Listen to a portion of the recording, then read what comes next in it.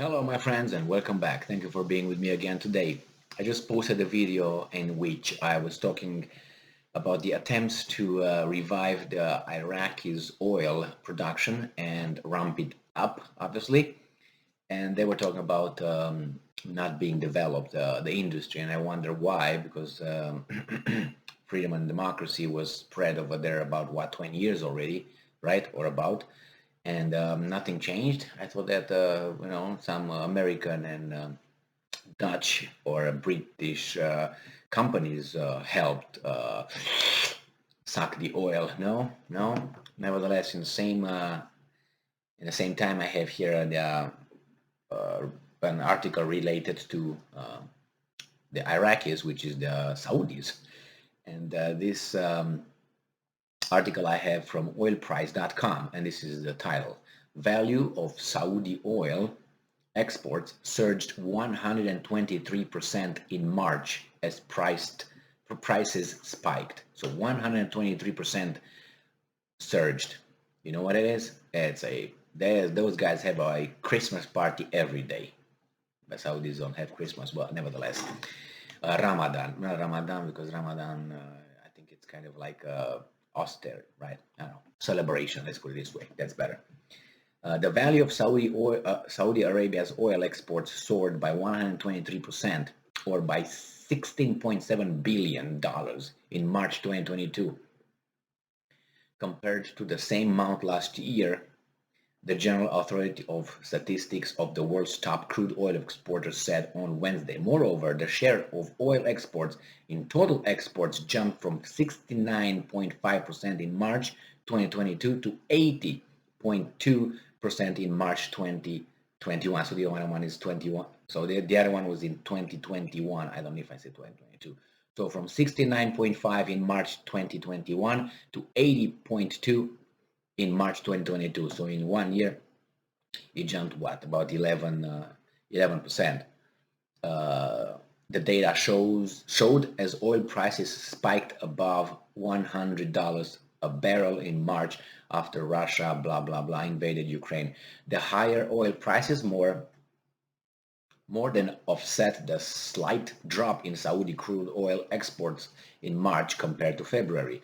The total value of all Saudi exports doubled to $37.9 billion in March 2022 compared to March 2021, chiefly thanks to the $16.7 billion or 123% jump in the value of oil exports, the Saudi Statistics Authority said. They're making a lot of money. Very interesting, right? And then in the first quarter of this year, 2022, the value of Saudi oil exports soared $35.6 billion, or by 90.3%. Man, these guys are gonna buy the moon. Compared to the first quarter of 2021. So in 1 year, it increased 90%. My God. So the authority said in a separate estimate, oil reports at high prices were the main reason for a surge in total Saudi merchandise exports between January and March. The share of oil exports in total exports increased from 71.1% in first quarter in 2021 to 78.3% in the first quarter of 2022. Thanks to the high oil prices, Saudi Arabia is set to receive a windfall of oil revenues this year, which will also push its economic growth higher than earlier estimates. The IMF and other forecasters say. They said they will not invest that. They're going to sit on that money, so they have a profit and keep it there. Have a little bit of money to their sock. Oil revenues in Saudi Arabia are expected to surge by 66% this year to around $249 billion.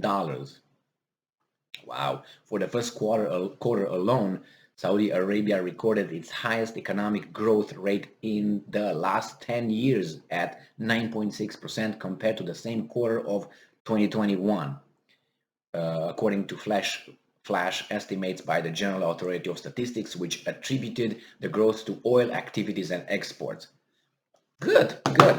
And our oil and our gas at the pump jumps, right? Good. The Saudis are getting richer. Good, good, good. Who made this decision? What? The Russians? Okay, all right. The Russians made the decision to get sanctioned. As I said, if the Russians would have just, I know, Ukrainians and Russians would have just got together and have their own thing over there without any sanctions or anything like that, there would have been no disruption in oil production or oil distribution or anything like that. So that's why I kind of blame other actors in this, not only the Russians and Ukrainians who could not figure things out. You know, they could not somehow, Ukraine could not implement the Minsk agreements. I don't know why, and the guarantors could not force or help, as they said, Ukraine implement the Minsk agreements, which could have avoided this military operations in Ukraine. So, and then it's like when you go to, let's say, in the mountainside, and you go to, okay, this is our route, and you go to a, where a road splits in two, and you always like make the wrong turns. You take the wrong turns, and then your next one is going to be right, wrong. You're going to take another left and left, and get you away, and further away from solving the issue. This is how I see things seem to occur, which makes me think that these are not just accidental situations. It's not an accident that when you have to, this, if you take right, it's going to get you to, closing, stopping this thing. It's like always left, and the left gets you away from it. A left, and another left, another left. And I'm thinking these guys who are over there, the leaders, the experts, the analysts, the whatever you want to call them, advisors, and they can't be this stupid. Cannot be. I mean, at least if some are, which I'm pretty sure they are, not all of them. So it seems like all the decisions that to go pull away from solving the problem as quickly as possible with Russia and Ukraine in a acceptable way under the given circumstances that are right now in the field in reality, these guys are making decisions one by one to move away.